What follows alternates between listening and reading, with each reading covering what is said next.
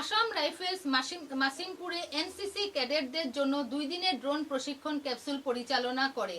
Assam রাইফেলসের Srikona battalion 6 মে 26 তারিখে মাসিমপুরে NCC ক্যাডেটদের জন্য 2 দিনের ড্রোন ট্রেনিং ক্যাপসুল সফলভাবে পরিচালনা করে, যার উদ্দেশ্য ছিল বেসিক ইউএএস সিইউএএস ওরিয়েন্টেশন এবং ডিপ্লয়মেন্ট ড্রিলের সাথে উদীয়মান ড্রোন প্রযুক্তি সম্পর্কে সচেতনতা এবং ব্যবহারিক বোঝাপড়া বাড়ানো।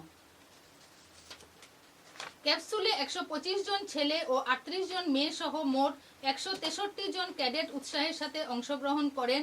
প্রশিক্ষণে ড্রোনের উপাদান, কর্মক্ষম ক্ষমতা এবং মৌলিক ইউএএস ড্রিল সহ মানবহীন বিমান ব্যবস্থা এবং পাল্টা ব্যবস্থার মৌলিক দিকগুলিকে কভার করা হয়েছে। ক্যাডেটদেরকে ড্রোন অপারেশনের সাথে এক্সপোজারও দেওয়া হয়েছিল, যার মধ্যে মৌলিক উড়ান কৌশল এবং তত্ত্বাবধানে উড্ডয়ন অনুশীলন তাদের মূল্যবান বাস্তব অভিজ্ঞতা প্রদান করা হয়।